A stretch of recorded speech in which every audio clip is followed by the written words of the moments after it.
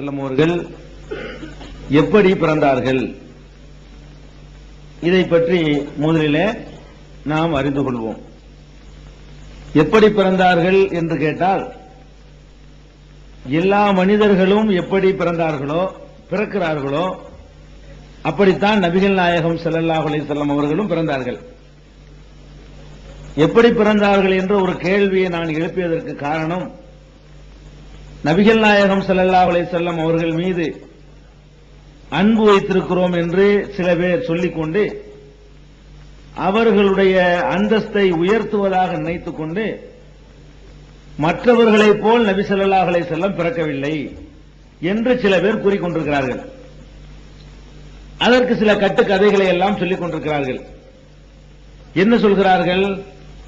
நபிகள் நாயகம் ஸல்லல்லாஹு அலைஹி வஸல்லம் அவர்கள் ஆமினாவுடைய அவங்க தாயாருடைய கருவறையிலிருந்து வெளியே எப்படி வந்தார்கள் என்று சொன்னால், வயிற்றை கிழித்துக் கொண்டுதான் வெளியே வந்தார்கள். எல்லா மனிதர்களும் எப்படி பிறப்பார்களோ அந்த முறையிலே நபி ஸல்லல்லாஹு அலைஹி வஸல்லம் பிறக்கவில்லை என்று சில பேர் கட்டுக்கதையை சொல்லிக் கொண்டிருக்கிறார்கள்.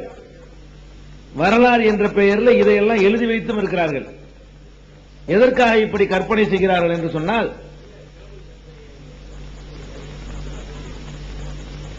எதற்காக இப்படி கட்டுக்கதை செய்கிறார்கள் என்று சொன்னால், மனிதன் பிறந்து வரக்கூடிய அந்த பாதை, சிறுநீர் வெளிப்படக்கூடிய அந்த பாதையில தான் மனிதன் பிறக்கிறான். இப்படி ஒரு பாதையில ரசூலுல்லாஹ் பிறந்தாங்கன்னா அது ரசூல் ஸல்லல்லாஹு அலைஹி வஸல்லமுடைய அந்தஸ்துக்கு அது தகுதியானது இல்லை. அதனால அவங்களுடைய அந்தஸ்தை உயர்த்தணும் அப்படிங்கிறதுக்காக வேண்டி அவங்க வயிற்றை கிழித்துக் கொண்டு பிறந்தார்கள் என்று ஒரு கதையை கட்டி வச்சிருக்கிறாங்க. இதுக்கு என்ன ஆதாரம்? எந்த ஹதீஸ் நூல்களையாவது இப்படி எழுதப்பட்டிருக்குதா? அல்லது யார் இத பிரசவம் பார்த்தாங்களோ அவங்க ஏதாவது இதை பத்தி அறிவிச்சிருக்கிறாங்களா? ஒண்ணுமே கிடையாது. பெருமானார் ஸல்லல்லாஹு அலைஹி வஸல்லத்தின் மீது முகப்பத்து வச்சிருக்கிறோம் அப்படிங்கிற பெயர்ல இது வீணான ஒரு கற்பனை, பொய்யான கற்பனை. எந்த ஆதாரத்தையும் இதுக்கு யாராலையும் காட்டவே முடியாது. இன்னும் சொல்ல போனா, எதுல எப்படி எந்த வழியில பிறக்கிறார் என்பதை வைத்து ஒரு மனுஷனுடைய அந்தஸ்து தீர்மானிக்கப்படுறதில்லை. எப்படி நடக்கிறாரு, அவருடைய கொள்கை என்ன, கோட்பாடு என்ன, இறைவனுக்கு எப்படி அஞ்சு வாழ்கிறாரு, அதுலதான் ஒரு மனிதருடைய அந்தஸ்து இருக்கே தவிர எப்படி பிறக்கிறார் என்பதுல எந்த ஒரு அந்தஸ்தும் கூடி போயிட போறதில்லை. அப்படி பார்த்தா மனிதனுடைய மூலப்பொருள் என்ன? மனிதனுடைய மூலப்பொருள் ஒரு விந்து தான், விந்து துளி தான். இது ஒண்ணும் மகா பரிசுத்தமான பொருள் ஒண்ணும் கிடையாது. நபி ஸல்லல்லாஹு அலைஹி வஸல்லமுடைய தகப்பனார்னு சொல்லி ஒரு மனிதனை நம்ம காட்டுறோம்னு சொன்னா, அப்துல்லாங்கிறவரை சொல்றோம்னு சொன்னா, அவருடைய விந்து துளிக்கு பிறந்திருக்கிறாங்க. அப்ப அது இல்லைன்னு மறுத்துருவாங்களா இவங்க? விந்துல இருந்து ரசூலுல்லாஹ் பிறந்தாங்க நல்லா இல்லையே அப்படின்னு சொல்லி தகப்பன் இல்லாம பிறந்தாங்கன்னு சொல்ல முடியுமா? இதெல்லாம் எதுல இருந்து பிறக்கிறாங்க என்பதை பற்றி எல்லாம் அது ஒரு அசிங்கமானது ஒன்று கிடையாது. எல்லா மனிதர்களையும் எப்படி பிறக்கணும்னு அல்லாஹ் ஏற்பாடு பண்ணியிருக்கிறானோ அப்படித்தான் பண்ணியிருக்கிறான். எல்லா மனிதரையும் பற்றி அல்லாஹ் சொல்லும் பொழுது, வலக்கத் கர்ரம்னா பனி ஆதம், ஆதமுடைய மக்களை நாம் மரியாதைக்குரிய படைப்பாக ஆக்கினோம் என்கிறான். எந்த வழியில எல்லா ஆதமுடைய மக்களும் பிறக்கிறாங்களோ அதை தெரிந்து கொண்டுதான் அல்லாஹ் இதை சொல்றான். நீ எந்த பாதையில பிறந்திருந்தாலும் சரி, எந்த மூலப்பொருள் இருந்து உற்பத்தி ஆகுறது எனக்கு தெரியும், ஆனாலும் உன்னை நான் மரியாதைக்குரியவனாக ஆக்கியிருக்கிறேன் என்று அல்லாஹ் சொல்லி காட்டுறதுல இருந்து, எதுல இருந்து பிறந்தான், எந்த வழியில இருந்து பிறந்தான் என்பதை பற்றி எல்லாம் அதுல எந்த உயர்வும் கிடையாது. ரசூலுல்லாஹ்வை புகழ்றோங்கிற பேர்ல, மதிக்கிறோங்கிற பேர்ல மற்றவங்களோட வித்தியாசமா என்னமாவது சொல்லணுங்கிறதுக்காக வேண்டி இதை சொல்லி இருக்கிறாங்க. இது மாதிரி சொல்லப்படுற எந்த கதைகளையுமே நம்ம நம்ப முடியாது. இன்னும் சொல்ல போனா நல்லா தெரிஞ்சுக்கிறணும், ரசூல் ஸல்லல்லாஹு அலைஹி வஸல்லம் பிறந்த காலத்துல சில பிறக்கும் பொழுது என்னென்னமோ நடந்துச்சுன்னா எழுதி வச்சிருக்காங்க. எந்த அளவுக்கு எழுதி இருக்கிறாங்கன்னா, ரசூல் ஸல்லல்லாஹு அலைஹி வஸல்லம் இங்க பிறந்தாங்கல்ல, பிறந்த உடனே அன்னைக்கு சிரியா நாட்டில் உள்ள அரண்மனைகள் எல்லாம், அந்த கிஸ்ரா மன்னனுடைய அரண்மனைகள் எல்லாம் அப்படி கிட்டுக்கிட்டு அந்த அரண்மனையுடைய 12 தூண்கள் கீழே விழுந்துருச்சு அப்படின்றெல்லாம் ஹதீஸ்ங்கிற பேர்ல எழுதி வச்சிருக்கிறாங்க வரலாறுல. இதை யார் போய் 2 இடத்துலயும் இருந்து யார் பார்த்தாரோ அவர்தான் சொல்ல முடியுது. அதாவது ரசூல் ஸல்லல்லாஹு அலைஹி வஸல்லம் பிறந்த நேரத்தில் அவர் மக்காவிலும் இருந்திருக்கணும், அதே நேரத்தில் அவர் வந்து சிரியாவிலும் இருந்திருக்கணும். இந்த ரெண்டையும் ஏக டயத்துல பார்த்துட்டு தான் இதை ஒருத்தர் சொல்ல முடியும்.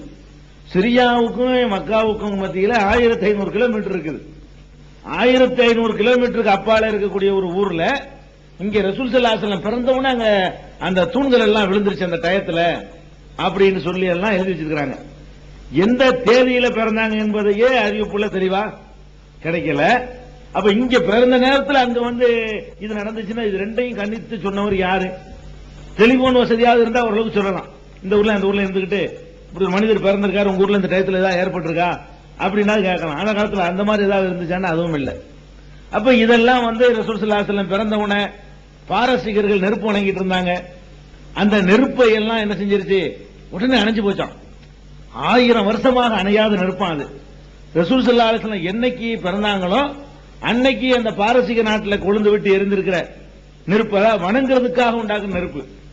பாரசீகர்கள் இருக்காங்களே ஈரானியர்கள், அன்னைக்கு உள்ள ஈரானியர்கள் நெருப்பை கடவுளாக வணங்கி கொண்டிருந்தாங்க. கடவுள்னு சொன்னா நெருப்பு தான் அவங்களுக்கு. பெருசா நெருப்பை வளர்த்து அது பெரிய கடவுள்னு சொல்லி அணையா நெருப்பு எப்பவும் எரிஞ்சுக்கிட்டே இருக்கும். அதுக்கு விறகுகிற எண்ணெய் ஊத்தி அதை எப்பவும் எரியிற மாதிரி வச்சுக்கிட்டு இருப்பாங்க. இது 1000 வருஷமா அப்படி எரிஞ்சுக்கிட்டே இருந்துச்சான். எந்த மழை பெய்யுதுலையும் அணைய விட மாட்டாங்களாம். அந்த நெருப்பு ரசூல் ஸல்லல்லாஹு அலைஹி வஸல்லம் எந்த ராத்திரி பிறக்கிறாங்களோ அன்னைக்கு வந்து அணைஞ்சு போச்சு. இது எவன் கண்காணிச்சதுன்னு, எந்த ஆள் போய் இங்கேயும் எங்கேயும் உட்கார்ந்து ஒரே நேரத்தில் உட்கார்ந்து கண்காணிச்சது? இதை அல்லாஹ் சொன்னா நம்ம ஏத்துக்கலாம். அல்லாஹ் இதை சொல்றான்னு வைங்களேன், அவனுக்கு எல்லாம் தெரியும், ஏத்துக்கலாம். அல்லது இந்த விஷயத்தை அல்லாஹ்வுடைய ரசூல் சொல்றாங்கன்னு வைங்க, நான் பிறந்த போது இப்படி எல்லாம் ஏற்பட்டுச்சுன்னு சொன்னா ஏத்துக்கலாம். அல்லாஹ் வந்து ரசூலுக்கு சொல்லி கொடுத்திருப்பான். ரெண்டு நேரத்தில் நடந்தது என்னங்கிறத பிறகு சொல்லியிருப்பான் அல்லாஹ். அதை வச்சு ரசூல் ஸல்லல்லாஹு அலைஹி வஸல்லம் சொன்னாங்கன்னு விளங்கிக்கலாம். அல்லாஹ்வும் ரசூலும் சொல்லாம ஒரு சாதாரண ஒரு மனிதர் என்ன சொல்றாரு, இங்க ரசூல்லா பிறந்தவன அங்க வந்து நெருப்புல அடைஞ்சு போச்சு, கிஸ்ராவுடைய அரண்மனை எல்லாம் விழுந்து போச்சு, கைசருடைய மாளிகை எல்லாம் நொறுங்கி போச்சு, அப்படி மக்காவே ஜெகஜோதியா இருந்துச்சு அன்னைக்கு பாக்க. ரசூல்லா பிறந்த அன்னைக்கு பார்த்தா மக்கா பூரா அப்படி ஒளி பிரபாகத்திலே தலைச்சிச்சு. இப்படிலாம் தலைச்சு இருந்தா ரசூல் ஸல்லல்லாஹு அலைஹி வஸல்லத்தை வந்து அல்லாஹ்வுடைய ரசூல்னு சொன்னோம்னா இந்த இவ்வளவு அடிச்சு பண்ணி வச்சிருக்க மாட்டான். சின்ன வயசுல பிறக்கும் போதே இப்படி ஒரு அதிசயத்துக்கு மேல அதிசயங்களா நிகழ்ந்து கொண்டிருந்தா அல்லாஹ்வுடைய ரசூல்னு சொன்னோம்னா உடனே சரின்னு ஏத்துக்கிட்டு இருப்பான். அப்ப சாதாரணமான ஒரு மனிதராகத்தான் ரசூல் ஸல்லல்லாஹு அலைஹி வஸல்லம் மக்கள் மத்தியில பிறந்தாங்களே தவிர இவங்க சொல்லக்கூடிய எந்த ஒண்ணும் நடக்கல. அது நடந்துச்சுங்கிறாங்க. வீட்டுல அப்படியே ஜெகஜோதியா இருந்துச்சான். அப்புறம் கைசருடைய அரண்மனை எல்லாம் விழுந்து போச்சான். இதெல்லாம் வந்து பொய்யுங்க. ரசூல் ஸல்லல்லாஹு அலைஹி வஸல்லம் பிறந்தாங்கன்னா இப்படித்தான் பிறந்தார்கள் என்று அல்லாஹ் ரசூல சொல்லல என்று சொன்னா எல்லாரும் பிறக்கிற மாதிரி பிறந்தாங்கன்னு விளங்கிக்கணும். ஒரே ஒருத்தருக்கு அல்லாஹ் சொல்றான், ஈசா அலைஹிஸ்ஸலாத்துக்கு. எல்லா மனிதனுமே விந்து துளியில இருந்து பிறக்கிறான், கருவறை வைக்க போறான், கருவறையிலிருந்து அது வழக்கமா எல்லா மனிதனும் வெளியேறக்கூடிய பாதையில வெளியேறான். இது எல்லா மனிதனுக்கும் அல்லாஹ் சொல்லக்கூடிய ஒரு விதி. இதுல இருந்து ஒருத்தர் விதிவிலக்கா இருக்காரு, யாரு? ஈசா நபி. அவரை பத்தி அல்லாஹ் சொல்லுமா என்ன செய்யறான்? விந்து துளி இல்ல, அவரை வந்து அல்லாஹ் தன்னுடைய வல்லமையை கொண்டு தந்தை இல்லாமல் அவரை பிறக்க செய்தாண்டு அல்லாஹ் சொல்லிவிட்டான். இப்படி இது ஒண்ணுதான் விதிவிலக்கு தெரியுது. அதே மாதிரி விந்து துளி இல்லாமல் பிறந்தது இன்னும் 2 பேர் இருக்கிறாங்க. ஒரு ஆள் ஆதம் அலைஹிஸ்ஸலாம், இன்னொன்னு ஹவ்வா. இந்த 2 பேர் விந்து துளி, முதல் மனிதர் அவரு எந்த விந்து துளியில இருந்து பிறக்கல, எந்த கருவறையிலும் இருக்கல. ஆதமும் ஹவ்வாவும் கருவறை கூட கிடையாது. ஈசா அலைஹிஸ்ஸலாத்துக்கு அதுல பாதி விந்து துளி இல்லையே தவிர ஒரு கருவறை இருந்துச்சு, ஒரு தாயுடைய கருவறை இருந்துச்சு. இப்படியான விதிவிலக்கு மொத்த குர்ஆன்லயும் மொத்த ஹதீஸையும் தேர்ந்தீங்கன்னா இந்த 3 பேருக்கு தான் கிடைக்கும். இந்த 3 பேரை தவிர மனிதர் என்று யாரா இருந்தாலும் சரி, அது நபிமார்களா இருந்தாலும் சரி, மகானா இருந்தாலும் சரி, வேற எவரா இருந்தாலும் சரி, எல்லாம் நீங்க எப்படி பிறக்கிறீங்களோ அப்படிதான் அவங்க பிறக்கிறாங்க. ஒரு காபிர் எப்படி பிறக்கிறான்னு அப்படித்தான் முஸ்லீம் பிறக்கிறான். அதோட வித்தியாசம் இல்லையே. பிறப்புல வந்து முஸ்லீமுடைய பிறப்புக்கும் காபிருடைய பிறப்புக்குமா ஏதாவது வித்தியாசம் இருக்குதா? ஒரு வித்தியாசம் இல்ல. மனிதன் அவன் எப்படி பிறக்கணும் அப்படிதான் பிறப்பான். அதனால இதெல்லாம் வந்து கட்டுக்கதைகள். நான் 2-3 உங்களுக்கு உதாரணத்துக்கு சொல்லியிருக்கிறேன். நிறைய சொல்லுவாங்க, நீங்க கேட்பீங்க. நிறைய என்ன செய்வாங்க, ரசூல் ஸல்லல்லாஹு அலைஹி வஸல்லம் பிறக்கும் போது அது நடந்துச்சு இது நடந்துச்சு. மௌலூதுல தான் எழுதி வச்சிருக்கிறான். வா அஹ்மத நூருஹு நாரன் தகத் லில் ஃபுர்சி சாரு மாலஹும் லவ்னார் அப்படின்னு எழுதி வச்சிருக்கிறான். அஹ்மத நூருஹு, ரசூலுல்லாஹ்வுடைய இந்த நூறு போய் நாரன் நெருப்பை அணைத்து விட்டது, அதில் புருசி பாரசீகர்களுக்கு சொந்தமான நெருப்பை வந்து அணைத்து விட்டதுன்னா இந்த மௌலிது கித்தாப்புல எழுதியிருக்கே தவிர இந்த இது அல்லாஹ்வோட சொல்லல, அதிகாரப்பூர்வமான வரலாற்றுகளையும் என்ன செய்யப்படல, குறிப்பிடவே இல்லை. இது ஒரு அம்சமாயிருச்சு. அதுக்கப்புறம் ரசூல் ஸல்லல்லாஹு அலைஹி வஸல்லம் பிறந்த உடனே அந்த பிறக்கிற நேரத்தில் ஜிப்ரீல் அலைஹிஸ்ஸலாம் தான் வந்து பிரசவம் பார்த்தாங்களாம். அப்படி எழுதி வச்சுக்கிறான். ஜிப்ரீல் அலைஹிஸ்ஸலாம் வந்து என்னஞ்சாங்களாம், சம்சம் தண்ணி, அந்த தங்க தட்டு, அப்படி எல்லாம் எடுத்துட்டு வந்து நின்று ஜிப்ரீல் அலைஹிஸ்ஸலாம் தான் எல்லா வேலையும் பார்த்தாங்க. இப்படி எல்லாம் பண்ணி இருந்தாங்க. ஒரு கொஞ்சமாவது உங்களுக்கு அறிவு இருந்தா, இந்த மாதிரி எல்லாம் அதிசயத்துக்கு மேல அதிசயத்திலேயே பிறந்து இருந்தா ரசூலுல்லாஹ்னு சொன்ன உடனே ஏத்துமா? அவ்வளவு வரும். நம்ம சின்ன வயசுல பார்க்க தானே செய்யறவர அதை ஏத்துப்பான் இல்லங்க. என்னடா இது இவர் ரசூல்டா, இது வேற எவர் ரசூலா இருக்க முடியும்? பிறக்கும் போதே ஊர் ஜெகஜோதியா இருந்துச்சு, வயிற்ற கிழிச்சுக்கிட்டு பிறந்தாரு எந்த அதிசயமான முறையில். இப்படி எல்லாம் நிறைய நடந்திருக்குன்னு வைங்களேன். ஒருத்த மறுத்திருக்க மாட்டான். எந்த அளவுக்கு மறுத்தான், கொல்ற அளவுக்கு மறுத்தான், ஊரை விட்டு விரட்டுற அளவுக்கு மறுத்தான். ரசூல் ஸல்லல்லாஹு அலைஹி வஸல்லம் தன்னுடைய ஜென்மப்பகை நினைக்கிற அளவுக்கு வெறுத்திருக்கிறான்னு சொன்னா, பிறந்ததுல இருந்து சாதாரணமான முறையில தான் பிறந்திருக்காங்க. ஒரு மந்திரவாதி மாதிரியோ பெரிய அல்லாஹ்வுடைய ஆற்றலை எல்லாம் வெளிப்படுத்துற மாதிரியோ எல்லாம் அவங்க நடக்கவே இல்லை. சாதாரணமான முறையில பிறந்ததுனாலதான் அவ்வளவு எதிர்ப்புகளை அவங்க சந்திச்சாங்க. இப்படி எத்தனை எத்தனை செய்திகளை வந்து நீங்க கேள்விப்படுறீங்களோ அந்த செய்திகள் எல்லாமே இந்த மாதிரி உள்ள சமாச்சாரம் தான். எந்த மாதிரி உள்ளது? இட்டுக்கட்டப்பட்ட சமாச்சாரம். அதே மாதிரி இன்னொன்னு கேளுங்களேன். ரசூல் ஸல்லல்லாஹு அலைஹி வஸல்லமுடைய இதையும் நீங்க தெரிஞ்சுக்கணும். பிறப்புக்கு சம்பந்தம் இல்லாட்டாலும் பிறப்புக்கு முந்தின செய்தி. இப்ப ரசூல் ஸல்லல்லாஹு அலைஹி வஸல்லத்தின் மீது மதிப்பு, நமக்கு முகபத் இருக்குதுங்க. முகபத் இல்லாத ஒருத்தன் இருக்க மாட்டான். பள்ளிவாசலுக்கு வர மாட்டான், அவனும் ரசூலுல்லாஹ்டா உசுர கொடுப்பான். அவங்கள ஒரு வார்த்தை சொல்றதுக்கு பொறுக்க மாட்டான். அதெல்லாம் வாஸ்தவம் தான். இந்த முகபத் இவனை எங்க கொண்டு நிப்பாட்டுதுன்னு கேட்டா, முகபத்தினால நிறைய இட்டு கட்டிருக்கான். வரலாறு இட்டு கட்டக்கூடாதுங்க. அதாவது வரலாறுங்கிறது கற்பனையில தோன்றுவதா வரலாறு? எது நடந்துச்சு அதுதான் வரலாறு. எது நடக்குது அது வரலாறு தவிர, ஒரு ஆள் மேல உங்களுக்கு பிரியம் வந்துட்டோம்னா அவருக்கு எதெல்லாம் கூட்டி சேர்ந்தா நல்லா இருக்குமோன்னு சொல்லி ஏற்றி சொல்லக்கூடாது, சேர்த்து சொல்லக்கூடாது. இவன் என்ன பண்றான்னு கேட்டா, ரசூல் ஸல்லல்லாஹு அலைஹி வஸல்லம் தகப்பனை இழந்துட்டாங்க. ரசூலா இருக்கும்போது தகப்பனாரு இல்ல, தாயாரும் இழந்துட்டாங்க ரசூல் ஆகும்போது. எப்ப இழந்தாங்கன்னு ரெண்டாவது நான் சொல்றேன். அப்ப இஸ்லாத்துக்கு வராமலே தாய் தகப்பனார் இறந்துட்டாங்கல்ல, அப்ப அவங்க எங்க போவாங்க? நரகத்துக்கு தான் போவாங்க. என்ன செய்யறான்? ரசூலுல்லாஹ் மேல உள்ள முகபத்துல ஒரு கதையை கட்டிருக்கான் பாருங்களேன். அதான் ரசூல் ஸல்லல்லாஹு அலைஹி வஸல்லம் என்ன பண்ணாங்களாம், ஹுஜூன்ங்கிற ஒரு இடத்துக்கு போனாங்களாம். ஹுஜூன்ங்கிறது மதீனாவுக்கு பக்கத்தில் இருக்குது. அங்க போய் என்ன செய்யறாங்களாம், கவலையாக உள்ள போனாங்க. அந்த இடத்துக்குள்ள போயிட்டு திரும்பி வரும்போது ரொம்ப சிரித்து கொண்டு சந்தோஷமாக மகிழ்ச்சியோட வந்தார்களாம். வந்த உடனே எதுக்காக வேண்டி கவலையா போயிட்டு மகிழ்ச்சியா வர்றீங்க அப்படின்னு கேட்கும் பொழுது, அது வந்து எதுக்குன்னா, நான் போனேன் எங்க தாயாருடைய அடக்க ஸ்தலத்துக்கிட்ட போய் நின்று அல்லாஹ்ட்ட நான் துஆ செஞ்சேன். இந்த மாதிரி ஈமான் கொள்ளாம இறந்து போயிட்டாங்க என்னோட அம்மா. அதனால நீ என்ன செய்யணும்னா அவங்க ஈமான் கொள்றதுக்கு ஒரு சான்ஸ் கொடுக்கணும் அப்படின்னு கேட்டேன். உடனே அல்லாஹ் வந்து அவங்களை உசராக்கிட்டான் கபர்ல இருந்து. உடனே ஈமான் கொண்டாங்க. மூமின் ஆன பிறகு உடனே மௌத்தாயிட்டாங்க. மறுபடியும் அடக்கம் பண்ணிட்டு நான் வர்றேன் அப்படின்னு சொல்லி ரசூல் ஸல்லல்லாஹு அலைஹி வஸல்லம் சிரித்துக் கொண்டே சொன்னார்களாம். இதை வந்து இது கிதாபுகள் எழுதி வச்சிருக்காங்க. நிறைய கிதாபுகள்ல தபரானி மாதிரி ஹதீஸ் கிதாபுலையும் சரித்திர நூல்கள்லையும் எழுதி வச்சிருக்காங்க. இது எதுக்கு நான் சொல்றேன்னு கேட்டா, இது சாத்தியமா? ஒரு மனிதன் வந்து ஈமான் கொள்வதை அல்லாஹ் எப்ப ஏத்துக்குவான்? அதாவது மௌத்தாகி இன்னொரு உலகம் இருக்குதுங்கிறத அனுபவபூர்வமா அறிந்து கொண்டு இரண்டாவது ஈமான் கொண்டு அதை ஏத்துக்குவானா? அல்ல மறைவா இருந்து ஏத்துக்கிறோமே அதைத்தான் அல்ல ஏத்துக்குவான். இப்ப நம்ம மறைவா நம்ம கபரை நம்ம பார்க்கல, அங்க உள்ள வேதனைகளை பார்க்கல, இன்னொரு உலகம் ஒண்ணு இருக்குங்கிறத நம்ம பார்க்கவே இல்லை, நம்புறோம். இதை அல்லாஹ் ஏத்துக்குவான். இப்ப என்னை மௌத்தாக்கி அங்க உடனே சொர்க்கம் நரகத்தை எல்லாம் காட்டிவிட்டு ரெண்டாவது உசுராக்குனா நான் ஏத்துக்கிறதுல என்ன ஆச்சரியம் இருக்குதுல? இதுல இது எப்படி ஈமான் ஆகுங்கிற? இதை யாரு ஏத்துக்குவாங்க? ரசூலுல்லாஹ்வுடைய அம்மா என்ன ஃபிரௌனுக்கு இந்த வேலையை கொடுத்து அவனை ஏத்துக்குவானா? ஃபிரௌனை எழுப்பி கேட்டா அவன் சொல்லுவான் அஷ்ஹது அல்லா இலாஹா இல்லல்லாஹ். அவன் சொல்லுவானே, ஏன் அவன் எல்லாத்தையும் பார்த்திருப்பானே? கபூர்ல போன உடனே அவனுக்கு சொர்க்கம் நரகம் அவனுக்கு கிடைக்கக்கூடிய பாக்கியங்கள் துர்பாக்கியங்கள் எல்லாத்தையுமே எடுத்து காட்டினான் அல்லாஹ். எடுத்துக்காட்டு நிலையில அவனை திருப்பி எழுப்பி இப்ப என்னடா சொல்றேன்னா என்ன செய்வான்?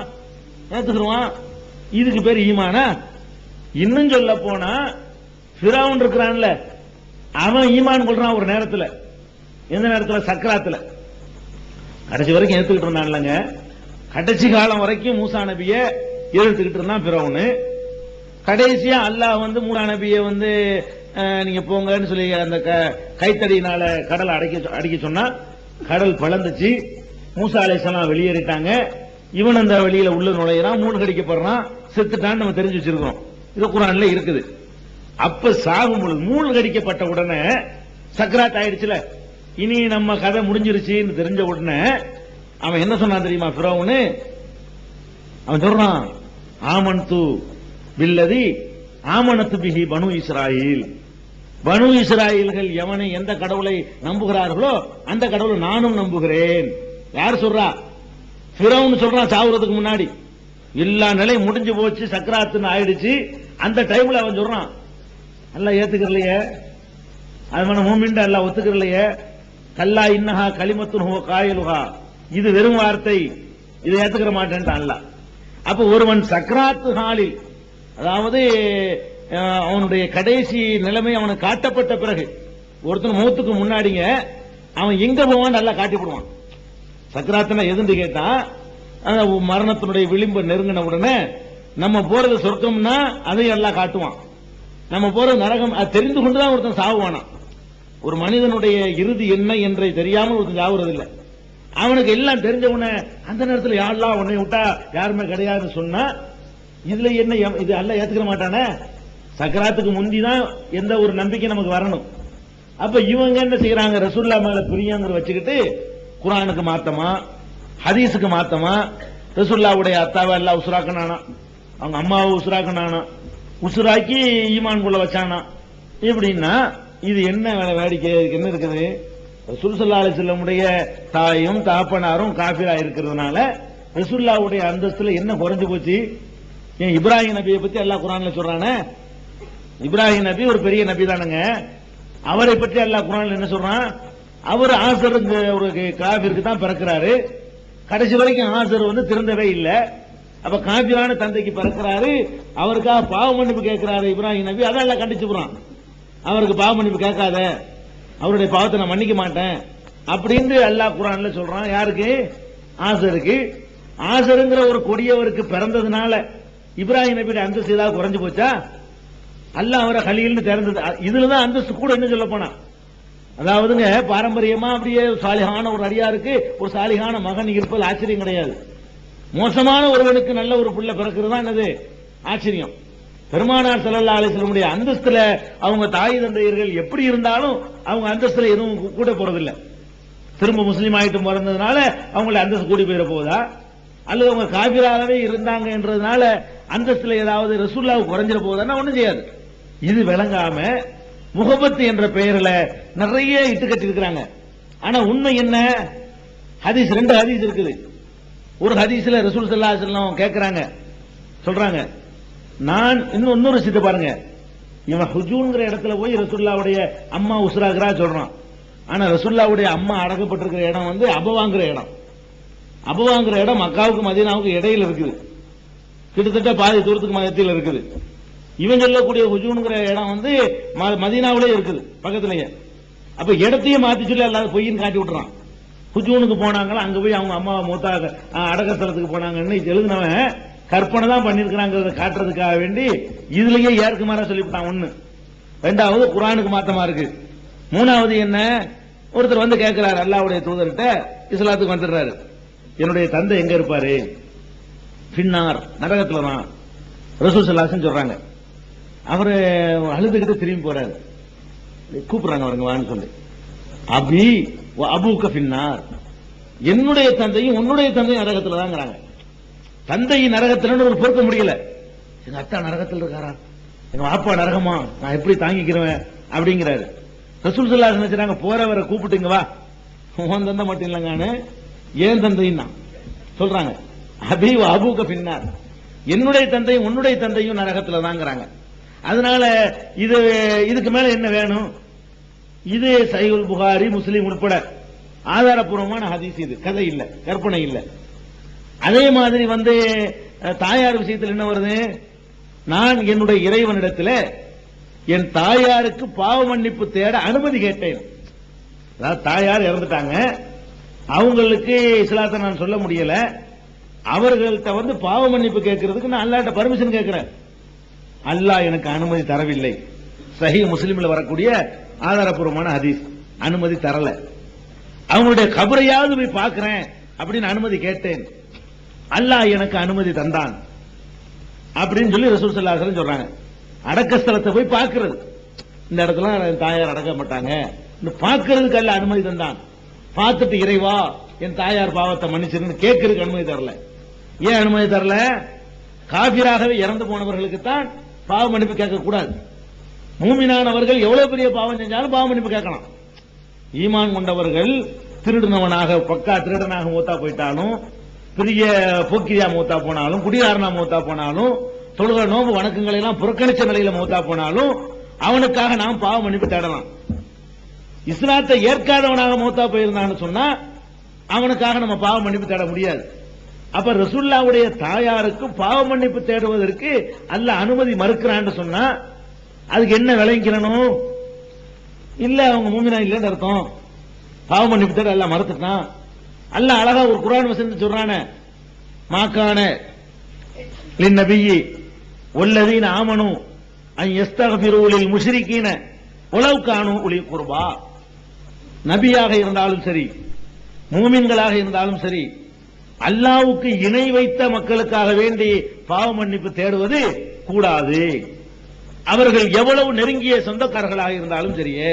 இந்த வசனத்துக்கு அர்த்தம் குர்ஆன் என்ன சொல்லுதுன்னா, நபியா இருந்தாலும் சரி, இணை வைத்தவர்களுக்கு பாவ மன்னிப்பு தேடக்கூடாது அல்லாஹ் குர்ஆன்ல கட்டளையிடுறான். அப்ப ரசூலுல்லாஹ்வுடைய அம்மாவுக்கு பாவ மன்னிப்பு தேட அல்லாஹ் அனுமதிக்கலைன்னா என்ன அர்த்தம்? எவனுக்கெல்லாம் பாவ மன்னிப்பு தேடினாங்க ரசூல் ஸல்லல்லாஹு அலைஹி வஸல்லம். ஹிந்தாவுக்கு தேடினாங்க, அவங்க சச்சாவை கொலை செஞ்ச வஹஷிக்கு பாவ மன்னிப்பு தேடினாங்க. அபூஜஹலுடைய மகன் இக்ரிமாவுக்கு தேடினாங்க, அபூ சுஃபியானுக்கு தேடினாங்க, ஹாலித் இப்னு வலீத் என்ற இஸ்லாத்தை கடைசி வரைக்கும் எதிர்த்து கடைசி காலத்தில் இஸ்லாத்தை ஏற்றுக்கொண்டாரு அவருக்கு தேடினாங்க. அப்ப தாயாருக்கு தேடல, தேடக்கூடாதுட்டான் அல்லாஹ், அனுமதி மறுத்துட்டான். என்ன அர்த்தம்? நல்ல வளங்களே. அதுக்கு மேலே சஹீஹ் முஸ்லிம்ல வரும் அந்த ஹதீஸ் ஆயத்துன்னு சொல்லுது. அப்ப ரசூல் ஸல்லல்லாஹு அலைஹி வஸல்லம் அவர்கள் மீது முகப்பத்து வைக்கிறது என்பது வேறு, அவங்க தாயாரும் தந்தையரும் இஸ்லாத்துல இல்லாம அந்த குஃப்ரு கொள்கையெல்லாம் இறந்தார்கள் என்பது வேறு. அப்படி நம்புறதுனால இதுக்கு எந்த பாதிப்பும் வராது. இத கூட நானாவா நம்புறேன், நீங்களாவா நம்புறீங்க? அல்லாஹ்வுடைய ரசூல் சொன்னதுனால நம்புறோம். நம்ம எதனால இப்படி நம்புறோம்? ரசூல் ஸல்லல்லாஹு அலைஹி வஸல்லம் எங்க அம்மா மூமினா மூத்தா போயிட்டாங்கன்னு சொல்லி இருந்தா அதை நம்பி இருப்போம். நம்ம எதனால இப்படி நம்பிக்கை வர்றோம்? ரசூலுல்லாஹ்வுடைய அத்தா மேல உள்ள பகமையா? ரசூலுல்லாஹ் அவங்க வாயினால சொல்றாங்க எங்க அத்தா நரகத்துல இருந்து, நீங்க அதை நம்பிட்டு போவீங்களா? எங்க அம்மா நரகத்துல இருந்து ரசூலுல்லாஹ் தானே சொல்றாங்க. ரசூல் ஸல்லல்லாஹு அலைஹி வஸல்லம் சொல்றதை நம்புறதை விட்டுவிட்டு முகப்பத்துங்கிற பேர்ல காபிர்களை எல்லாம் முஸ்லீம் ஆகிட்டு இருக்கிறோம். எந்த அளவுக்குன்னா நம்ம ஆட்களை எந்த நம்ம விவரத்துக்கு புரிஞ்சுக்கிறதுக்காக சொல்லி காட்டுறேன். இந்த சமுதாயத்தில் அப்துல் முனாஃப் பேர் வைக்கிறாங்க, பாக்குறீங்களா? அப்துல் முத்தலிப்னு பேர் வைக்கிறாங்க. இந்த சமுதாயத்தில் அறியாமையை காட்டுறதுக்காக நான் உங்களுக்கு சொல்றேன். எந்த அடிப்படையில் வைக்கிறாங்க? அப்துல் முத்தலிப் ரசூலுல்லாஹ்வுடைய பாட்டனாராம், வாஸ்தவம் தான். அவருடைய அத்தா அப்துல் முனாஃப். இதனாலதான் இந்த பேரை வைக்கிறாங்க. அவங்க முஸ்லிம்களா வாழ்ந்தாங்களா? நல்ல அர்த்தமா அந்த பேருக்கு சிந்திக்கலையே. அப்துல் முனாஃபுண்டா என்ன? முனாஃபுண்டு 360 சிலையில ஒரு சிலை. முனாஃபுங்கிறது காபாவுல இருந்த 360 சிலையில ஒரு சிலை. அப்துல் முனாஃபுன்னா அந்த சிலைக்கு அடிமை. அப்துல் முனாஃபுன்னா என்ன அர்த்தம்? அல்லாஹ்வுக்கு 99 பேர் இருக்கா, அதுல முனாஃபுன்னு ஒண்ணு இருக்கா? அப்துல் எதெல்லாம் நீங்க சேர்க்கணும்? அல்லாஹ்வோட அப்த சேர்க்கலாம் அப்துல்லா, ரஹ்மானோட அப்த சேர்க்கலாம் அப்துல் ரஹ்மான், ரஹீமோட அப்த சேர்க்கலாம் அப்துல் ரஹீம், ஜப்பாரோட அப்த சேர்க்கலாம் அப்துல் ஜப்பார், வஹாபோட அப்த சேர்க்கலாம் அப்துல் வஹாப், ரஸாக்கோட அப்த சேர்க்கலாம் அப்துல் ரஸாக். இப்படி சொல்றமே. அல்லாஹ்வுக்கு 99 பண்புகள் இருக்கு. அல்லாஹ் ரஹ்மான், ரஹீம், ரஸாக், வஹாப், ஜப்பார், கஹார், ராசிக், இப்படியே நிறைய ரப்பு, இப்படி நிறைய 99 பண்புகள் இருக்கு. அந்த 99 பண்புகள் அல்லாஹ்வுக்கு இருக்கனால ரஹ்மானுடைய அடிமை. அப்துல் ரஹ்மான் என்ன அர்த்தம்? ரஹ்மானுடைய அடிமை. அப்துல் ரஸாக்னா ரஸாக்குடைய அடிமை. ரஸாக்னா அல்லாஹ், அப்துல் ரஹீம்னா ரஹீமுடைய அடிமை, ரஹீம்னா அல்லாஹ், அல்லாஹ்வுடைய பேர் அதெல்லாம். சரி, முனாஃபிக் அடிமைங்கிறீங்க அப்துல் முனாஃப்னு, முனாஃப்னு அல்லாஹ்வா? அல்லாஹ்வுடைய 99 பேர்ல முனாஃப்னு ஒரு பேர் எங்கேயாவது குர்ஆன்ல இருக்குதா? ஹதீஸ்ல இருக்குதா? இல்ல. நம்ம எந்த அடிப்படையில் வைக்கிறோம்? இதுதான் விளைவிக்கணும். நீங்க ரசூலுல்லாஹ்வுடைய பாட்டுனார் முப்பாட்டுனாராம், அதனால வச்சிருந்தா, அதனால வச்சிருக்காங்க. அப்ப ரசூலுல்லாஹ்வுடைய பெரிய அபூ லஹப்னு வைங்கள, ரசூலுல்லாஹ்வுடைய பெரிய அபூ லஹப் இருந்தார்ல, அவர் பெரிய வைங்க, வைக்கலாம்ல? பெரிய தாவுலங்க, அப்ப விளங்குறது கிடையாது. அதே மாதிரி அப்துல் முத்தலிப், முத்தலிப்புக்கு அடிமை. முத்தலிப்புங்கிறது என்ன? அல்லாவா? முத்தலிப்புன்னு அல்லாஹ்வுடைய பெயரா? முத்தலிப்பு அது மாதிரி ஏதோ ஒரு சாமி, ஏதோ அது என்னன்னு குறிப்பு கிடைக்கல. அல்லாஹ்வுக்கு உள்ள பேர் இல்ல, அது உறுதியா தெரியும். முனாஃபிக்னு ஒரு சிலை இருந்துச்சுங்கிறது குறிப்பு இருக்குது. முத்தலிப்புன்னு ஒரு சிலை இருந்துச்சா இல்லையா நம்ம குறிப்பு கிடைக்கல. ஆனா ஒண்ணு உறுதியா தெரியும், அல்லாஹ்வுடைய 99 பேர்ல முத்தலிப்பு கிடையாது. முத்தலிப்புன்னு ஒரு பேரே கிடையாது. அல்லாஹ்வுடைய பேர் இல்லைன்னா அதுல அடிமைன்னு வார்த்தை சேர்க்கக்கூடாது. அப்துல்லா அடிமைன்னு அர்த்தம்.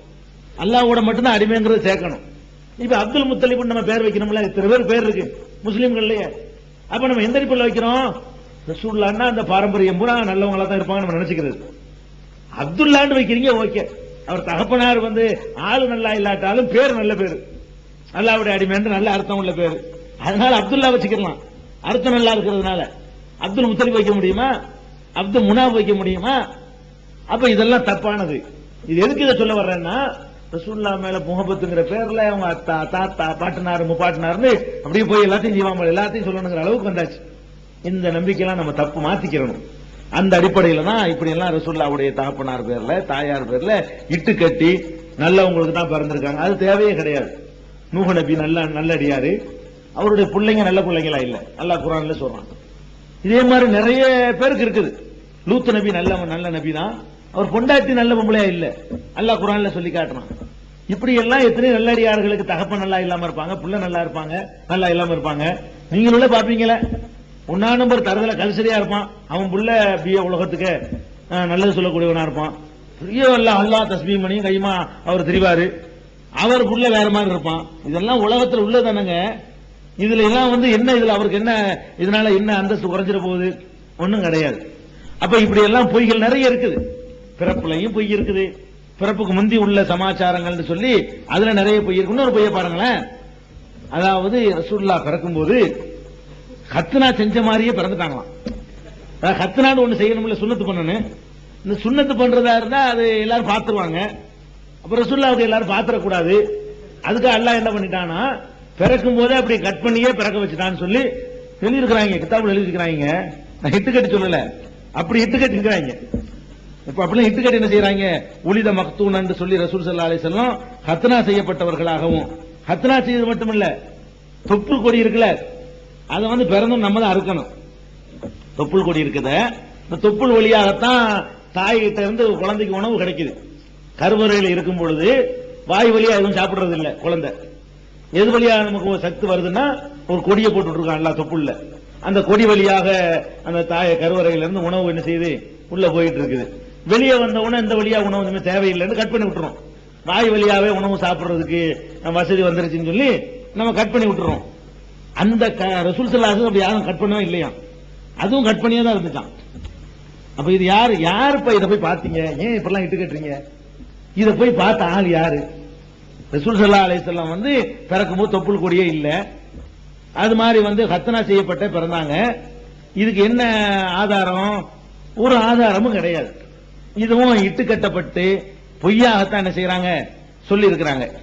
அதாவது இது தபரானிங்கிற கிதாபுல இது இந்த செய்தி இடம் பெற்றிருக்குங்க. அதுல வரக்கூடியதுல பாருங்க, அப்துர் ரஹ்மான் பின் உயைனா என்பவர் தான் இது அறிவிப்பவர்கள் ஒருத்தர வர்றாரு. இன்னொருத்தர் சல்மா பின் முஹாரிப் ஒருத்தர் வர்றாரு. இவற்றின் அவர் அவற்றின் அவர், இந்த ரெண்டு பேரும் தான் ஒருத்தர் அறிவிக்கிறாங்க. இந்த ரெண்டு பேரை பற்றியும் எந்த ஹதீஸ்களை வல்லுநர்களை கேட்டாலும் இப்படி ஒரு ரெண்டு நபர்களை வாழல, யாருமே இல்ல. பொய்யை பேரை கற்பனையாக ஒரு பொய்யான ஒரு பேரை உண்டாக்கி அவர் சொன்னார்னு எழுதி வச்சுக்கிறாங்க. அதாவது ஒருத்தன் சொல்றான், அப்படி ஒருத்தன் வாழ்ந்திருக்கணும்ல. ரசூல் ஸல்லல்லாஹு அலைஹி வஸல்லம் வரலாற்றை பொறுத்த வரைக்கும் ஒரு செய்தியை சொல்றாங்க, அந்த சொன்னவருக்கு வரலாறு இருக்கணும். வரலாறுல இல்லாதவர் சொன்னா நம்ம ஏத்துக்க மாட்டோம். ஒவ்வொரு ஹதீஸையும் அப்படிதான் அளவுகளை வச்சிருக்கிறோம். அந்த அடிப்படையில் நீங்க பாத்தீங்கன்னா ரசூலுல்லாஹ் கத்னா செய்யப்பட்டதாக சொல்லக்கூடியது அபூபக்கராங்கிறது அவர் சொல்றாரு பாருங்க, அது யாருன்னே தெரியாத ஆளாக இடம்பெற்றிருக்கிறார். அந்த வகையில இதுவும் சரியில்லை. இன்னொரு செய்தி என்னன்னு கேட்டா, அதுலயே ஜிப்ரீல் அலைஹிஸ்ஸலாம் கத்னா பண்ணி விட்டாங்க. பிறக்கும்போது கத்னாவெல்லாம் பண்ணல, ஜிப்ரீல் அலைஹிஸ்ஸலாம் நினைச்சாங்க கத்னா பண்ணி விட்டு போயிட்டாங்க. மனிதர்கள் யாரும் ரசூலுல்லாஹ்வுடைய அந்த இதை பார்க்க கூடாதுன்னு அப்படிங்கிறாங்க. இது எந்த மாதிரி அறிவுக்கு ஏத்துக்கிறதா? ஏன்னா கத்னா பண்ணும்போது மட்டும்தானா பார்க்கிற சூழ்நிலை ஏற்படும். குழந்தையா இருக்கும்போது, கத்னா பண்ணாத நேரத்தில் சிறுநீர் கழிக்கும் போது, குழந்தையா இருக்கும்போது, மலம் கழிக்கும் போதெல்லாம் அந்த ரசூலுல்லாஹ்வுடைய மறைவிடத்தை பார்க்கிற நிலைமை ஏற்படாதா? நீங்க அப்படி கற்பனை பண்றாங்களாம். சுன்னத்து பண்ணா பார்க்க வேண்டி வந்துருமே, அது எப்படி பார்க்க ரசூலுல்லாஹ்வுக்கு பார்த்தாங்கன்னு நம்ம எப்படி சொல்றது? ரசூலுல்லாஹ் எப்ப வராங்க? 40 வயசுல எப்படி இருந்தாங்கன்னா நீ சொல்லு. குழந்தையில தான் போய் நடக்குது. குழந்தை ரசூலுல்லாஹ் குழந்தையா இருக்கும் பொழுது அவங்க சிறுநீர் கழிக்குவாங்கல்ல, அப்ப அந்த பேண்ட் அதுலதான் கழிச்சு விடுவாங்களா? நான் கேட்கிறேன். அப்ப அது பாத்துக்க மாட்டாங்களா? சின்ன பிள்ளையா தவழும் போது பாத்துக்க மாட்டாங்களா? சின்ன குழந்தையா இருக்கும் போது மலம் கழிக்கும் போது யாரும் பாத்துக்க மாட்டாங்களா? அப்ப அதெல்லாம் இல்லைன்னு சொல்ல போறாங்களா இவங்க? இந்த கத்னா நேரத்தை மட்டும் அது யாரும் பார்க்க கூடாதுங்கிறதுனால அப்படி காரணம் வருது. யாரும் பார்த்து விடக்கூடாது, ரசூலுல்லாஹ்வுடைய இந்த மர்ம உறுப்பை யாரும் பார்த்து விடக்கூடாது என்பதற்காக அல்லாஹ் கத்னா பண்ணியே நினைஞ்சிட்டான், அவங்கள பிறக்க வச்சாண்டு காரணம் சொல்லி இருக்குது. இது என்ன கற்பனை? இது இதுல குழந்தையா இருக்கும் பார்த்தா என்ன? எந்த குழந்தைக்கு பார்க்கல? எந்த குழந்தைய பார்க்கல? என்ன குழந்தைனா அப்படித்தானே இருக்கு. குழந்தைகளையும் இப்படி ஒரு ஆபாசமா ஒருத்தன் பார்ப்பானா? நான் கேட்கிறேன், இப்படி கற்பனை பண்ண இவ்வளவு கேடு கட்டணும் பாருங்க. குழந்தைய இப்படி நிர்வாணமா பார்க்கும் பொழுதெல்லாம் இப்படி ஒரு கற்பனை வேணா பண்ணுவானா? குழந்தைய பார்க்கும் பொழுது அதனுடைய கண்ணு மூக்கு மாதிரி ஒரு உறுப்பா தான் பார்ப்பானே தவிர வேற மாதிரி விகாரமா யாருமே கருதுவது இல்லையே.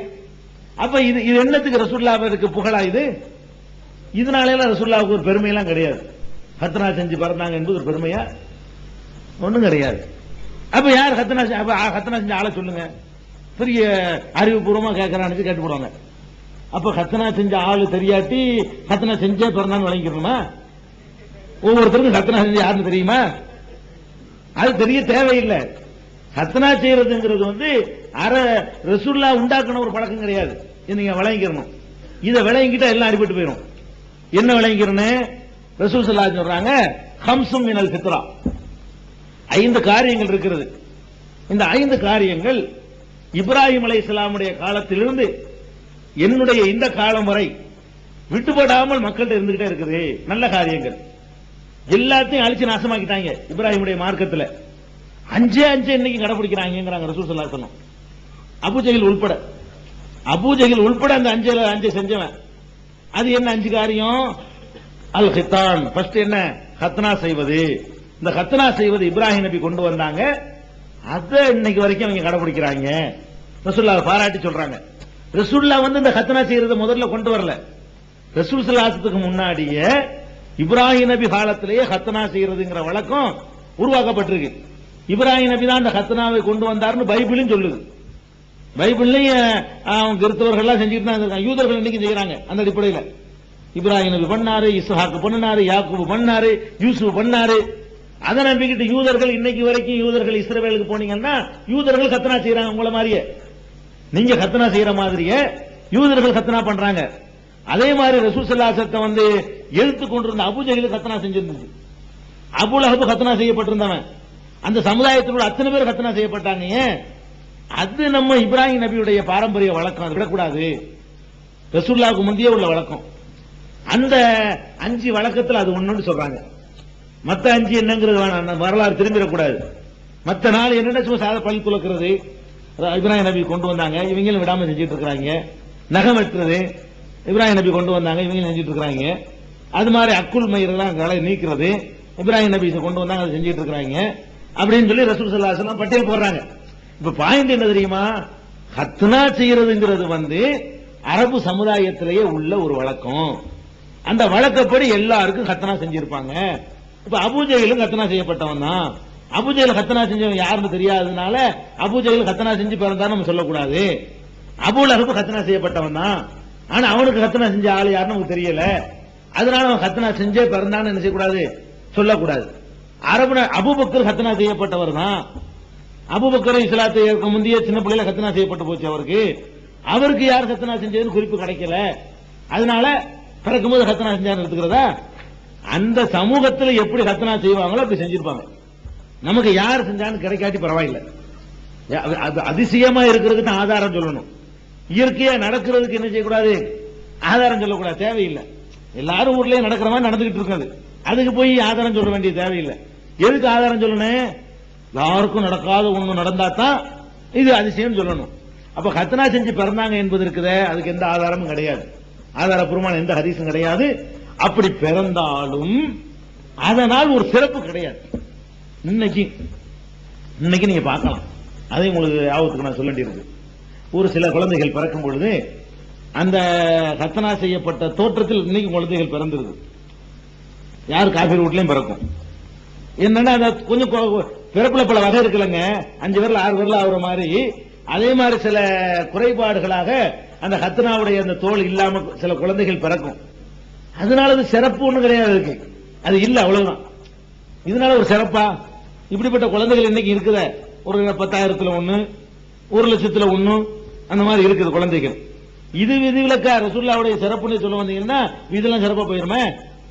இதெல்லாம் தேவை, இதெல்லாம் கருத்து, இது அனாவசியமான என்னை கேட்டா இது ஒரு தேவையா? ரசூலுல்லாஹ் கத்னா செய்யப்பட்டு பிறந்தாங்கிறது தேவையா? அவங்க சிறுநீரே கழிக்க மாட்டாங்கன்னு சொன்னா இதை ஏத்துக்கிறீங்களா நீங்க? அவங்க மலமே கழிக்க மாட்டாங்கன்னா ஏத்துக்கிறீங்களா இதை? இது மாதிரி மனுஷனா இருந்து கொண்டு இவ்வளவு பலவீனங்களையும் கொண்டு அதை ஜெயிச்சு காட்டினாங்களே, அந்த சிறப்பு தான் சொல்லணும். 40 வயசுக்கு மேல அதுக்கு வருவோம். அந்த வரலாறுல அவங்க எப்படிப்பட்ட நல்ல மாமனிதராக இருந்தாங்க என்பது நமக்கு அப்ப தெரியும். இதுல எல்லாம் ஒரு சிறப்பு கிடையாது. இது மாதிரி இந்த மாதிரி சொல்றாங்க, உங்களை எல்லாம் தூக்கி அடிக்கிற மாதிரி அவங்க பிரார்த்தனை எழுதிக்கிறாங்க. நீங்க எல்லாம் அவனோட போட்டி போட முடியுமா? இப்படிப்பட்ட கற்பனைகளை சொல்றதா இருந்தா ஒவ்வொரு மனிதருக்கும் அவர்கள் எழுதி வச்சிருக்கிறாங்களே வேற வேற சமுதாயத்தில், அது உங்க எல்லாம் தூக்கி ஏப்பம் விட்டுட்டு போயிருமே. இதெல்லாம் என்ன பெரிய கற்பனை? கத்தனாவோட நீங்க நிப்பாட்டுறிய, அவன் என்னென்னமோலாம் பண்ணி வச்சிருக்கான். ஒவ்வொரு ஆளை பத்தி கற்பனை பண்ணி வச்சிருக்கான். சூரியனுக்கே பிறந்ததாக ஒரு ஆளை சொல்றான். அப்ப அது ஒத்துக்கிறீங்களா நீங்க? இதெல்லாம் ஆனா இதெல்லாம் தேவையில்லை. இப்படி நம்ப ஆரம்பிச்சீங்க, இது கீழே வந்துடும். ஆனாலும் உங்களுக்கு கற்பனை பண்ண முடியாது. புரட்டி பாருங்க, புராணங்களை இதிகாசங்கள்லாம் புரட்டி பாருங்க, இதெல்லாம் தாண்டுற அளவுக்கு இருக்குது. இது நமக்கு வேண்டியதில்லை. அதனால ரசூல் ஸல்லல்லாஹு அலைஹி வஸல்லம் பிறந்தார்கள், நீங்களும் நானும் பிறக்கிற மாதிரி பிறந்தார்கள். அந்த பிறப்பில் ஒரு அதிசயம் இருப்பதாக யார் சொன்னாலும் அவன் பொய் சொல்கிறான். பெருமானார் ஸல்லல்லாஹு அலைஹி வஸல்லம் அழகா சொன்னாங்க, மன் கதப அலைய முத்தஅம்மிதன் ஃபல்யதபவ்வா மகாதஹு மினன் நார். யார் ஒருத்தன் வேண்டுமென்றே என்னை பற்றி பொய் சொல்கிறானோ, இட்டுக்கட்டி சொல்கிறானோ, அவன் தனது இருப்பிடத்தை நரகத்திலே ரிசர்வ் செய்து கொள்ளட்டும், முன்பதிவு செய்து கொள்ளட்டும். அப்ப ரசூலுல்லாஹ் பேர்ல இட்டுக்கட்டி சொல்வது நம்ம நரகத்தில் கொண்டே சேர்க்கக்கூடிய பாவம். எதுக்கு ஆதாரம் இருக்கு அதை நம்பினா போதும். இன்னும் சொல்ல போனாங்க, இந்த 40 வயசு வாழ்க்கை உங்களுக்கு தெரியாட்டா கூட ஒண்ணும் இல்லைங்க. உங்களுக்கு எதை தெரிஞ்சுக்கிறேன்னு, என்றைக்கு அல்லாஹ்வுடைய தூதர் ஆனாங்களோ அன்றைக்கு உள்ள வாழ்க்கை தான் உங்களுக்கு முன்மாதிரி. 40வது வயசுல ரசூலுல்லாஹ் ஆகுறாங்க, அல்லாஹ் தன்னுடைய தூதரா நியமிக்கிறான். அன்னையிலிருந்து 63 வயசு வரைக்கும் உள்ள வாழ்க்கையில தான் ஒவ்வொரு அசைவையும் நம்ம பின்பற்றணும், ஒவ்வொரு பேச்சையும் பின்பற்றணும், ஒவ்வொரு மூச்சையும் பின்பற்றணும். அந்த வாழ்க்கைக்கு ஒரு ரெக்கார்டு, எந்த அளவு ரெக்கார்டுன்னா உலகத்தில் எவனுக்கு இல்லாத ரெக்கார்டு. நரமுடி எத்தனை இருந்துச்சுங்கிற அளவுக்கு எண்ணி ரெக்கார்டு இருக்கு, எவனுக்கு அந்த ரெக்கார்டு கிடையாது. 40 வயசுக்கு முன்னாடி அவர்கள் சாதாரண மனிதராகத்தான் கருதப்பட்டாங்க, கவனிக்கப்படல.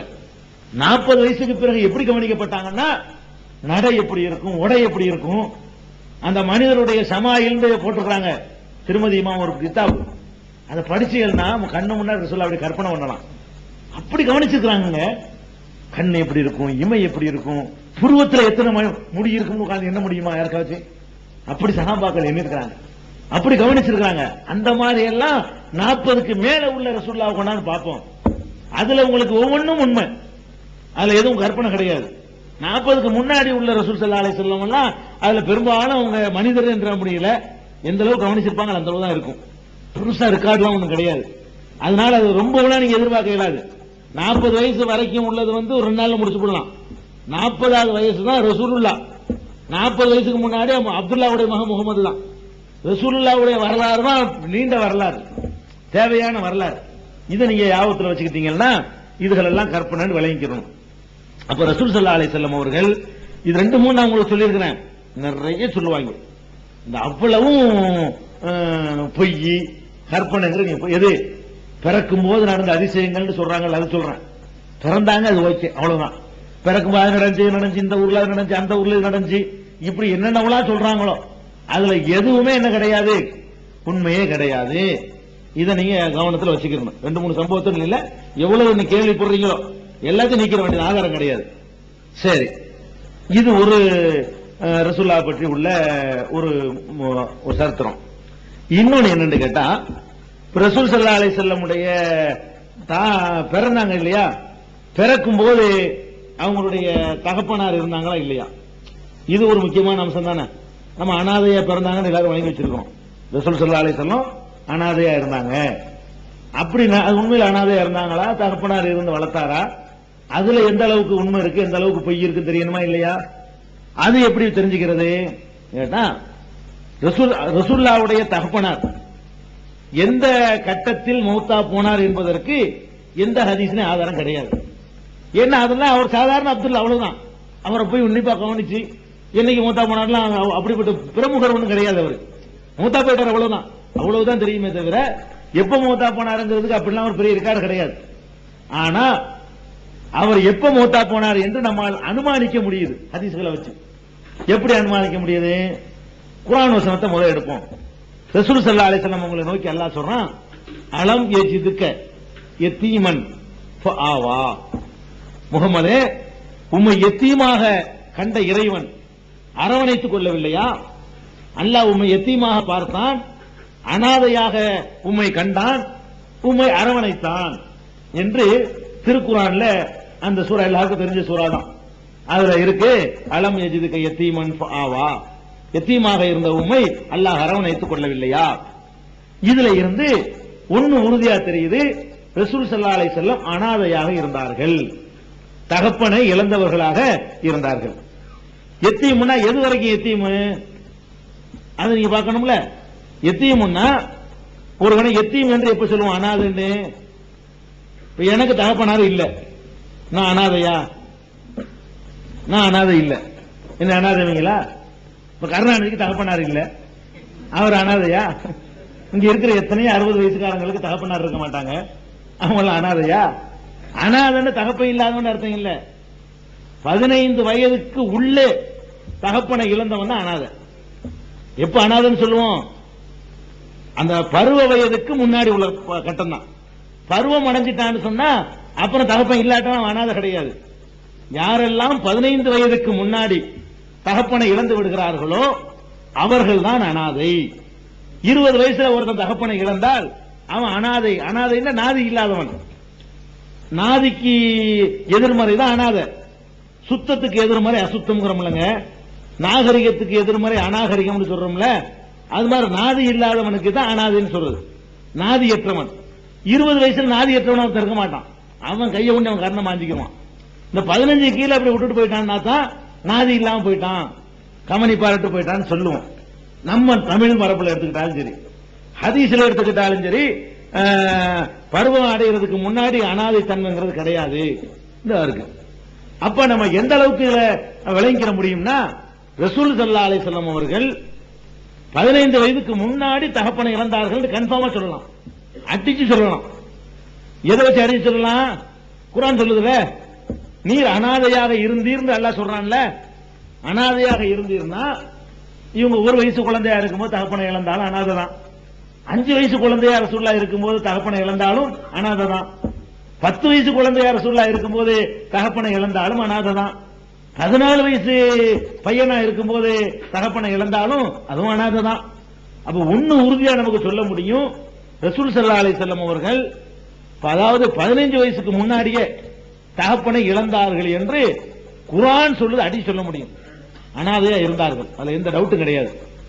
அது எந்த வருஷம்? இப்ப 15 வருஷத்துக்கு முன்னாடிங்கிறது ஒரு ரொம்ப பெரிய காலமா இருக்குத.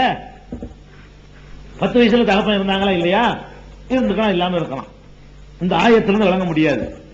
ஒரே ஒரு ஹதீஸ் இருக்குதுங்க, எப்ப அவர்கள் அனாதையா இருக்க ஆரம்பிச்சாங்கன்னு காட்டுறதுக்கு ஒரு சைகான ஹதீஸ் இருக்குது. அது என்ன சைகான ஹதீஸ்னா, அதாவது அரபு நாட்டில் ஒரு வழக்கம் இருந்தது. அரபு நாட்டில் குறைஷ் குலத்தில், எல்லா குலத்திலையும் இல்ல, நம்ம நாட்டிலேயும் அப்படி இருக்குது. உயர்ந்த குலத்தில் உள்ளவங்க குழந்தைகளுக்கு பால் கொடுக்க மாட்டாங்க, தாய்ப்பால். இந்த உயர்ந்த குலத்தில் பணக்கார குடும்பங்கள் எடுத்துக்கிட்டீங்கன்னா குழந்தைக்கு தாய்ப்பால் அதெல்லாம் ஒரு டியூட்டியா, சரி வரான்னு சொல்லிட்டு என்ன செய்ய மாட்டாங்க, கொடுக்க மாட்டாங்க. அதுக்கு பதிலா நம்ம காலத்துல என்ன இருக்குன்னா அதுக்கு மாற்றாக புட்டிப்பால் மற்ற சத்துணவு அதுன்னு கிடைச்சிக்கிச்சு, இதை கொடுத்து சமாளிச்சுக்கிறாங்க. அந்த அழகு போயிருமா அப்படி நினைச்சுக்கிட்டு குழந்தைக்கு தாய்ப்பால் கொடுக்கறது இல்ல மேல்தட்டு மக்கள்கிட்ட. இன்றைக்கும் அன்ற குறைசிகள் மேல்தட்டு மக்கள் தானே அன்னைக்கு இதே மாதிரி அவங்க நினைச்சிட்டு இருந்தாங்க, பிள்ளைக்கு பால் கொடுக்க மாட்டாங்க. இது ரசூல் ஸல்லல்லாஹு அலைஹி வஸல்லமும் அந்த குறைசி குலத்திலான பிறக்கிறாங்க, பிள்ளைக்கு பால் கொடுக்கறது இல்ல. பிள்ளைக்கு பால் கொடுக்கலன்னு செத்து போயிருமே, ஆமுல்ல அந்த காலத்துல கிடையாதுல. அது எதை கொடுப்பாங்க, பிள்ளைக்கு பால் கொடுக்கலன்னா அவ கோயில் ரொட்டியா கொடுக்க முடியும். இதுக்காக என்ன பண்ணுவாங்க கேட்டா, இந்த கிராமங்கள் சுற்று வட்டார கிராமங்கள்ல ஏழையான மக்கள் இருப்பாங்க, அவங்கள்ட்ட காசு கொடுத்து பால் கொடுக்க சொல்றது. குழந்தை என்ன செய்யறது, அவங்கள்ட்ட கொடுத்துருவாங்க. கொடுத்து பால் கொடுத்து பால் குடி மறந்தவனு கொண்டுட்டு வாங்க அப்படின்னு சொல்லி 1 வருஷம் 2 வருஷம் இந்த அவங்களுக்கு சக்திக்கு உட்பட்டு ரூபாயை கொடுத்து நீங்க பால் கொடுத்துட்டு வாங்க.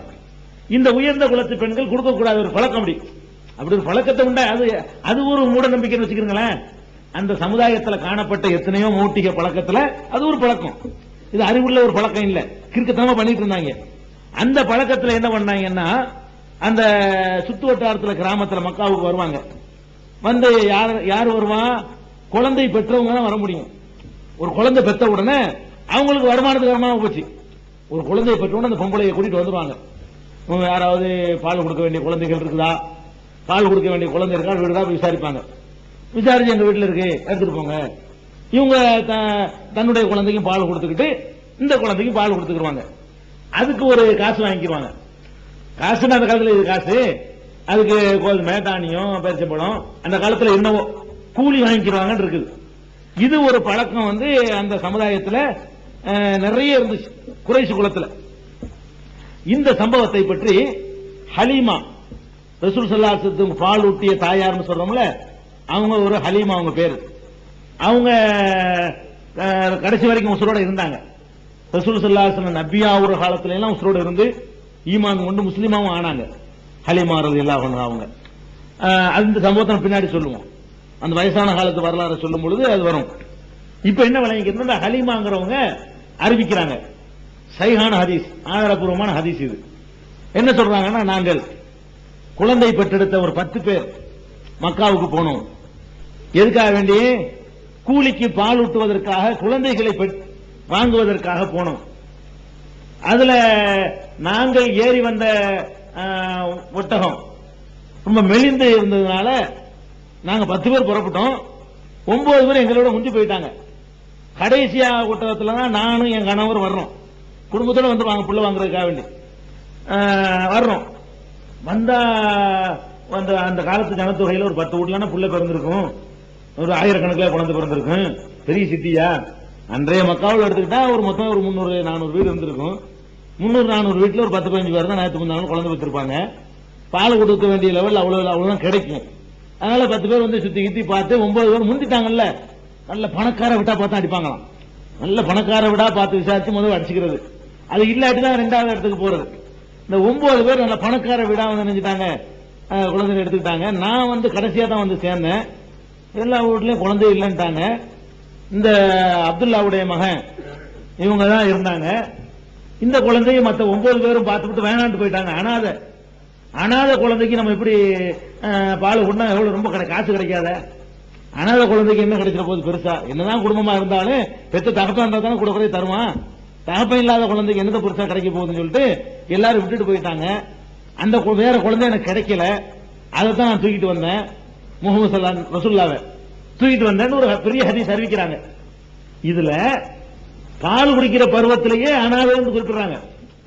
15 வயசு வரைக்கும் இல்ல, பால் குடிக்கிறதுக்கு கொடுக்கக்கூடிய வயசு 2 வயசுக்குள்ளதான். ஒரு குழந்தைக்கு தாய்ப்பால் கொடுக்கிற வயசு எவ்வளவுங்க, 2 வயசுக்குள்ளதான தாய்ப்பால் கொடுப்பீங்க.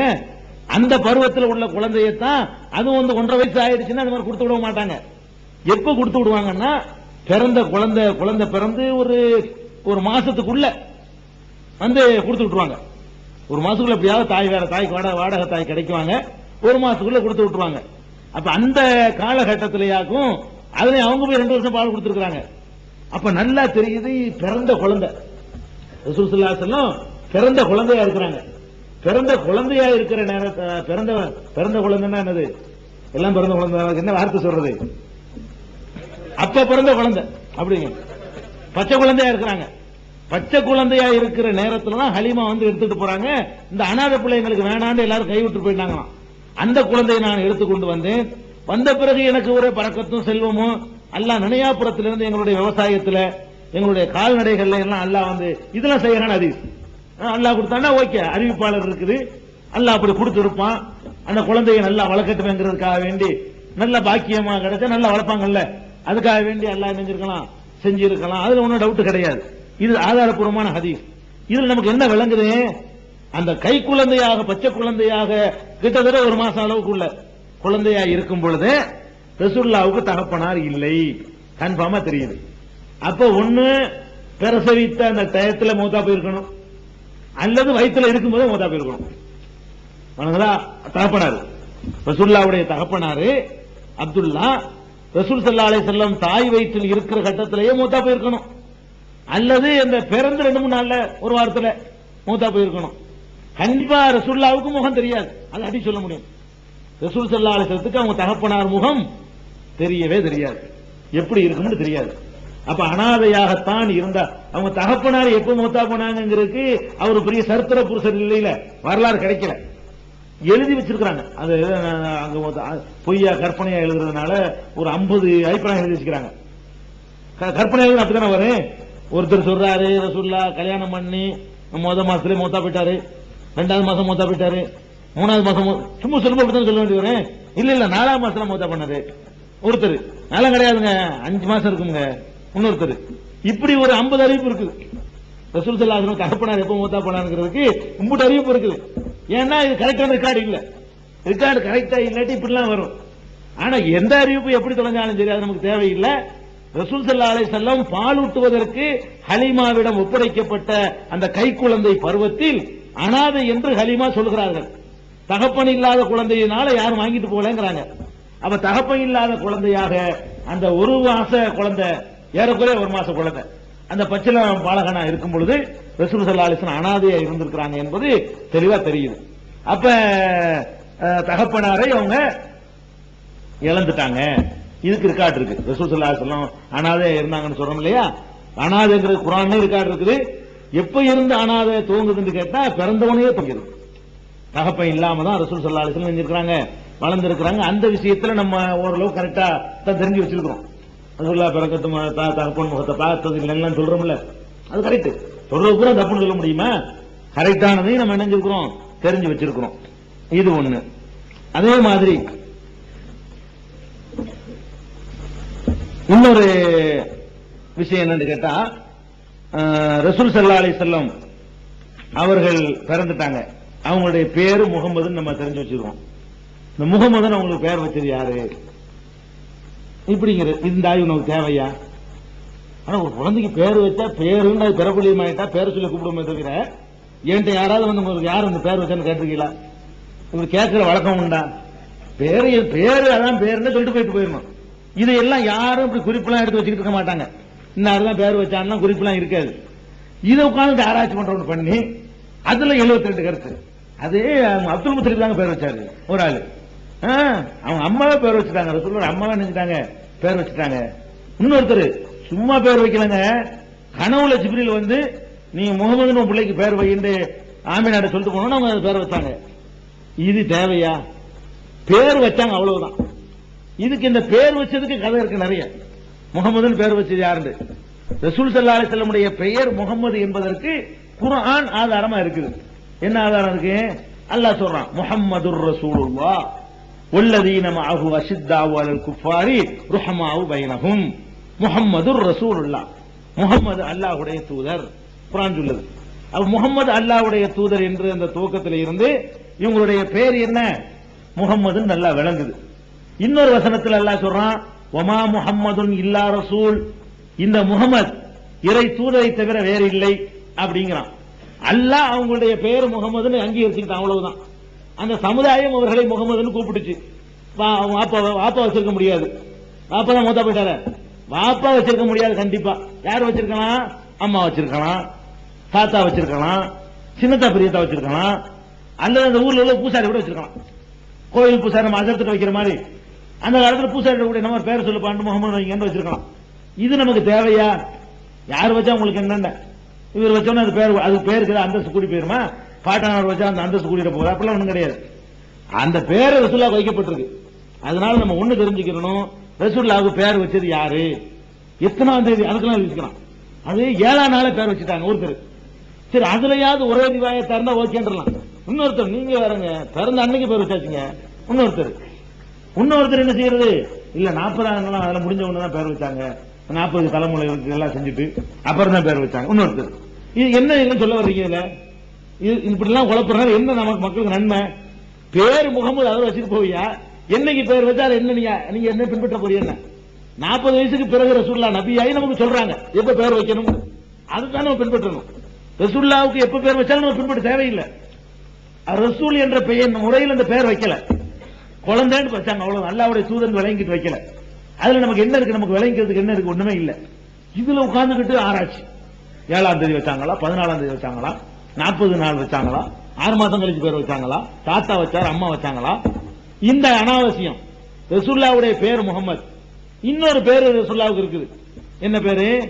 ஈசா நபி சொன்னதாக அல்லாஹ் குர்ஆன்ல சொல்றான். என்ன சொல்றான்? யாத்தி மின் பஅதி இஸ்முஹு அஹ்மத், எனக்கு பிறகு அஹ்மத் என்ற ஒரு தூதர் வர இருக்கிறார், அவரை பற்றி நான் உங்களுக்கு நற்செய்தி சொல்கிறேன் என்று சொல்லி ஈசா நபி பனி இஸ்ராயல்களுக்கு சொன்னதாக அல்லாஹ் குர்ஆன்ல சொல்றான். ரசூலுல்லாஹ் தன்னை அஹ்மது என்று சொல்லிக் கொண்டார்கள். என்னுடைய பேர் அஹ்மது, என்னுடைய பேர் முகமது, 2 பேர். அப்ப அஹ்மது என்றும் அவர்களுக்கு பெயர் இருந்தது, குர்ஆனே சொல்லுது. முகமது என்றும் பெயர் இருந்தது. பரவலாக அறியப்பட்ட பெயர் என்னது? முகமது தான், புகழப்பட்டவர். அகமதுனா ரொம்ப புகழ்பவர், அகமதுனா ரொம்ப புகழ்பவர், முகம்மதுனா புகழப்பட்டவர் அப்படின்னு அர்த்தம். அப்ப இவ்வளவுதான் ரசூலுல்லாஹ் பத்தி உள்ள பெயருக்கு உள்ளது. பெயருக்கு கதைகள் சொல்லுவாங்க. அதாவது பிறந்ததுக்கு வந்துட்டோமுங்க, பேருக்கு வந்தாச்சு. இனிமே என்ன? குழந்தைகள் தவழ்ந்தது போனது இதுக்கெல்லாம் ஒரு ரெக்கார்டும் கிடையாது. இந்த தெருவில் எத்தனை தவழ்ந்தாங்க, அந்த தெருவில் அதெல்லாம் கிடையாது. எத்தனையோ ரெக்கார்டா வச்சுக்கிறோம்? ஒன்றும் கிடையாது. நம்ம 40க்கு மேலதான் வரலாறு பார்க்க போறோம். அங்கதான் அல்லாஹ்வுடைய ரசூலுங்கிறதும் அவங்களுடைய பரிசுத்தமும் அவங்களுடைய தியாகமும் அந்த துணிவும் அந்த வீரமும் உலகமெல்லாம் மெய்மறந்து பாக்குத. அது 40 வயசுக்கு மேல உள்ள ரசூலுல்லாஹ்தான், இந்த குழந்தையா உள்ள ரசூலுல்லாஹ் இல்ல. அதனால இதுகளை நீங்க என்ன செய்யணும்? ஞாபகத்தில் வச்சுக்கணும். அதாவது பேர் வச்சது யாருங்கிற சர்ச்சை தேவையில்லை.